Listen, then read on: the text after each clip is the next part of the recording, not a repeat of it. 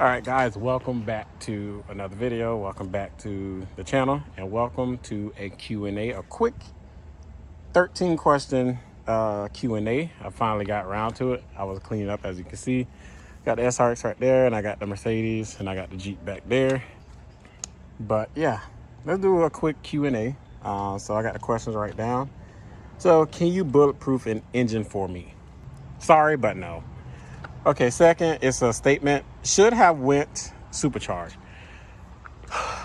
I think I keep answering this question on the group, but eventually I am gonna go a supercharger on this car. Don't worry about the damage. We're gonna talk about the damage in a minute, but eventually I'm gonna do a supercharger on here. But right now it's just, I got the main thing I have to worry about now is the subframe and the paint corrections on here, or sand it and repaint it. So supercharge in the future, yes, I will go a supercharger on here. All right, third question, why the need to disassemble the dash to do this swap? Actually, I did not disassemble the dash. The dash already had been previously broken. That is why you saw the whole dash disassembled, is because the whole dash backing was broken. I'm gonna try to post a picture somewhere on there of what I'm talking about. The next one isn't a question, is another statement. I give this paint job a D+ because the electric sander. The electric sander is the last thing I should be worried about. But look at it. If you stand back, the paint looks decent. And I forgot that I had clear coat. So what I'm gonna do is might sand this back down, repaint it, then put the clear coat on it. As I said in the previous video, this paint job wasn't a serious paint job. Like, I knew all this was gonna happen. I knew the wrinkles and stuff was gonna be in the doors and stuff. This right here was just a fun, boring project that I wanted to do. But if you get like certain angles of the car, if you look at the side of the car like this, the paint didn't come out bad.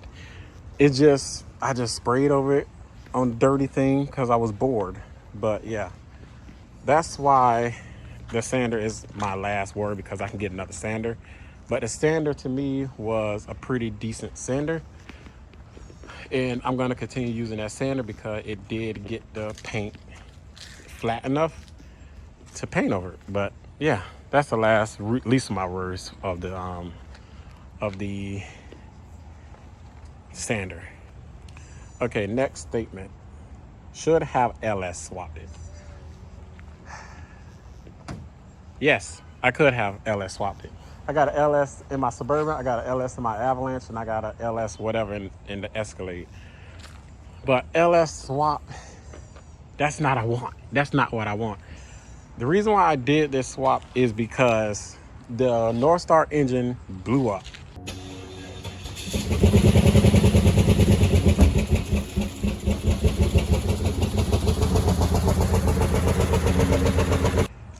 As you heard that clip, Northstar engine blew up, and I really wasn't looking for a car that speed and stuff like that. I wasn't looking for that.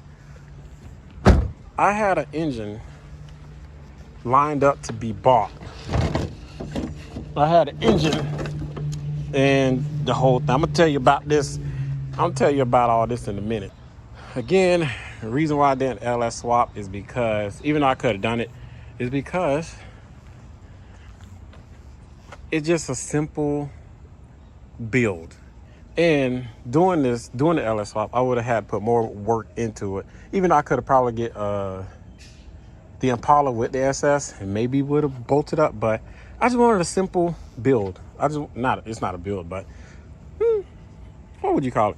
But it's just a simple out of the Buick into the Cadillac. It's just simple. I didn't want to do all that. Oh, I gotta do this, I gotta do that, I gotta change that computer, I gotta do this. I didn't feel like doing all that. Even though I could have done it, I just didn't feel like doing all that headache stuff. And this right here is just a simple swap. And the LS engines, like I said, I got them in most all my other trucks that I have. The LS engines from the junkyard that I was looking into was about $1,800. The Cadillac Northstar engine was, I forgot how much I said, about $1,000, I believe. Correct me if I'm wrong. Go back in my video, see what I said. $1,000. I got a whole Buick for under $1,000. I got it for $600 with the engine, with the subframe, but the subframe is broken. This is the same subframe off the Buick, and I didn't realize that the frame was cracked and broken. But it was just a simple swap, and I got the best of both worlds because my cousin needed parts for his Buick. So it kind of worked out that I got a whole car for $600. I got the engine, and plus the engine for this 3800 just by itself would cost like $800, $850 from my local junkyard, which isn't bad, but I got a whole car for $800, and I got all the pieces. I got the computer, I got the keys, I got the engine, subframe, everything else to this car, and I just bought a whole car for that price. And the LS swapping would have cost more, so that's why I didn't go LS swap on this car. If it makes sense, comment down below. If it doesn't, I don't know what to tell you. But this was a simple swap. So that's what I was aiming for, to get this car back on the road, because like I said, it is a rare DeVille 6-inch stretch limo. So yeah. Another statement is the Northstar was junk off the assembly line. The Northstar is a great engine.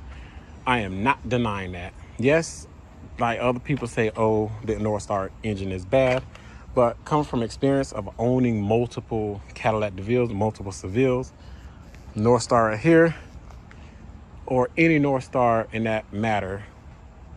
All my Northstars, the only car that had blew up was my 2000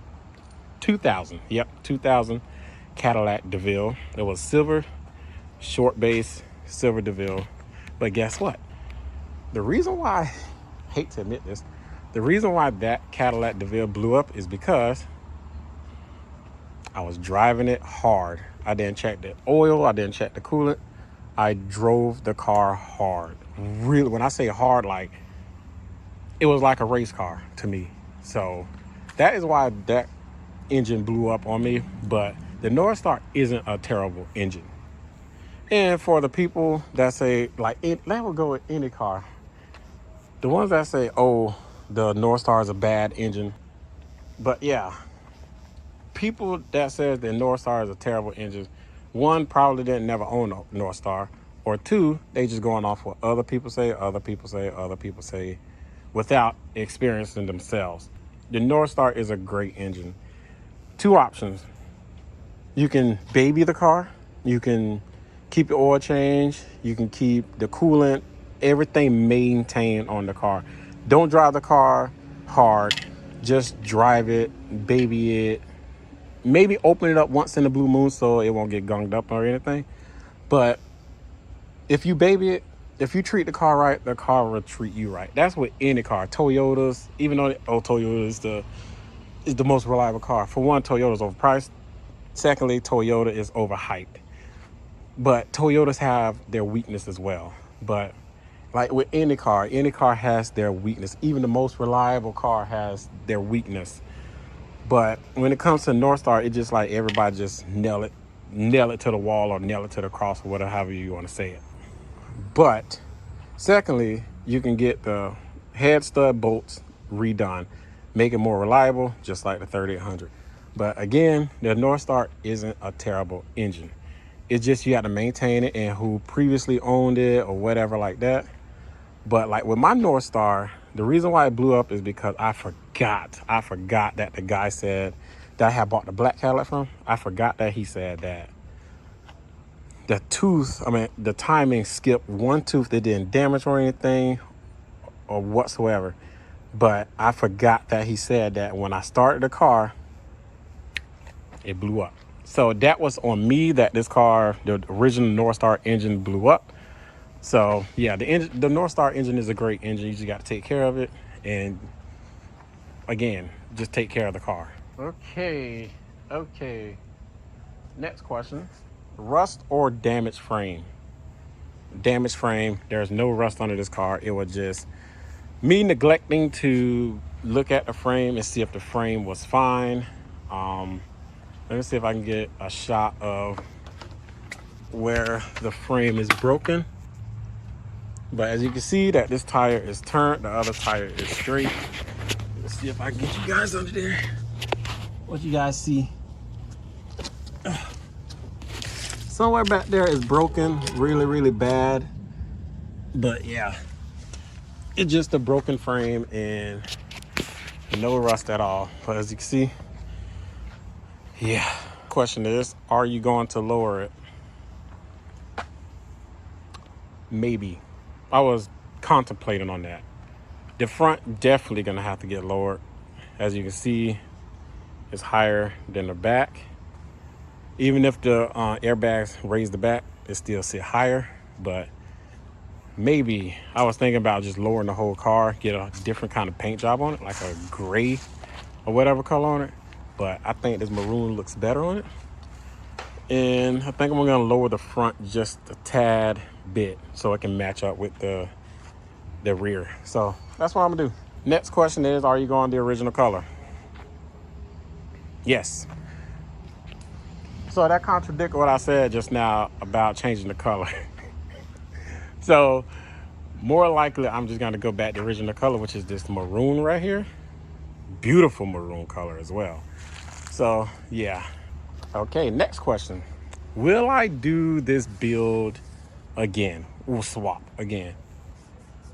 Not at this moment. To be honest, not at this moment. But I do want to try in the near future, not right now. In the near future, I do want to get a Buick LeSabre. And reverse course it, put a Northstar in the Buick LeSabre and see how that comes out. That's what I would want to do. But will I do this build on the Cadillac Deville again? Never say never. Never say never.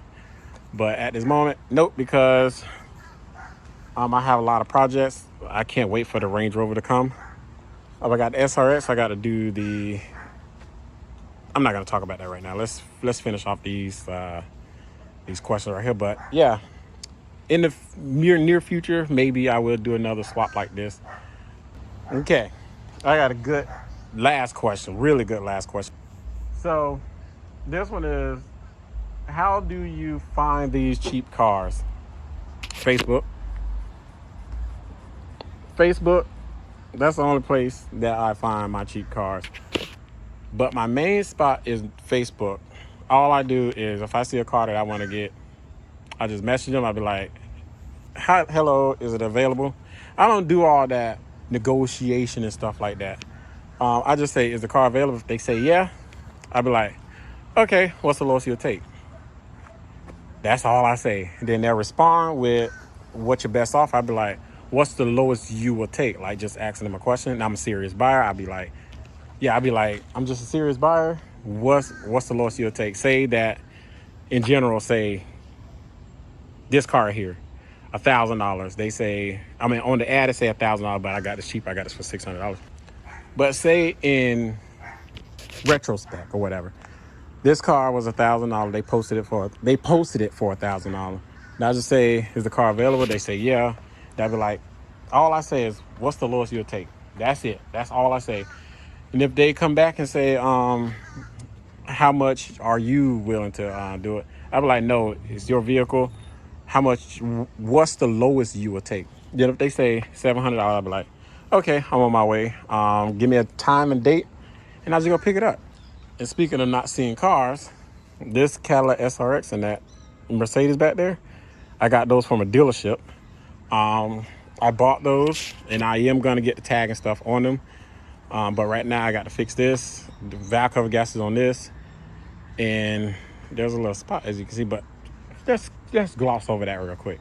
But yeah, I bought that for $900, and I bought this for $1,000. And I got these two from a dealership, and where I'm getting the Range Rover from, I got that from the same dealership that I got these two cars from. And I am going to register these two, but not at this moment. Like I said, with the Range Rover, I'm just waiting for him to get the title situated out and everything like that, and then we'll be golden. And then the Wrangler will be coming home.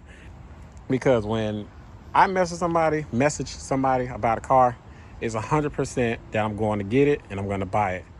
No matter if it don't have an engine, no matter if the engine blown, I'm going to still buy it, which is a bad financial decision. But at the end of the day, it's a project car, and I buy the car, fix them, then just send them on their way.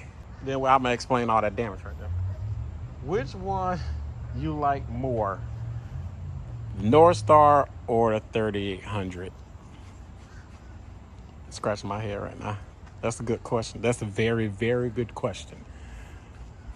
I'm gonna put it like this. When it comes to terms of speed, then I would pick Northstar. But I can't say that either, because that contradicts what I said about it. The Northstar is a good engine. But when it comes to like long-term reliability, the 3800 I would choose. But it's like a 50-50 with me with the engines. I would choose both. Because they both are great engines. And yeah, and being honest, I will choose both of them. I can't say I'm gonna choose one, then choose the other, not choose the other, because they both are great engines. So I'm gonna stick with that. They're both great engines, and I will choose both of them. So yeah, that's the questions I got sent. So yeah. So now let's talk about this damage right here. This damage right here has been caused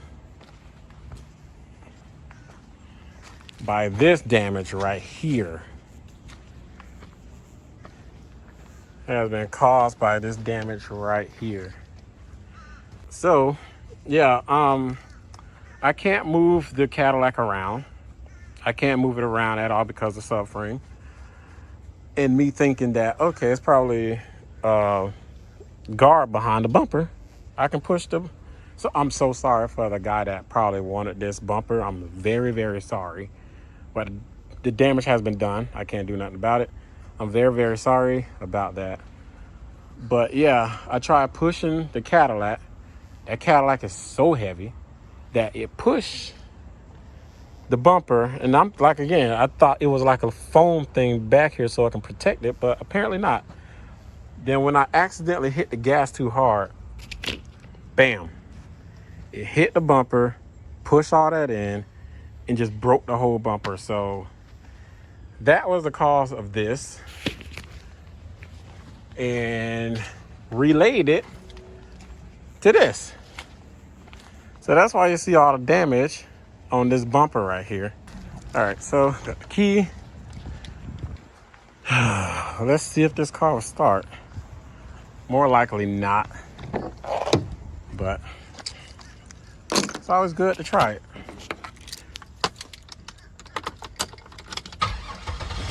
Hey, still run.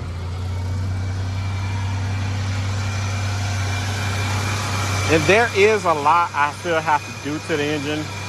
Like, I still got to fix the gas lines. I'm still gonna have to get a new reservoir because I don't like that dirty. But still running, still runs great. I just can't move it because, for one, it's out of gas, for one, and two, the CV axle is out of the boot thing. So if I put it in gear, it's gonna just swing. But yeah, and I might have to get backup gas as well.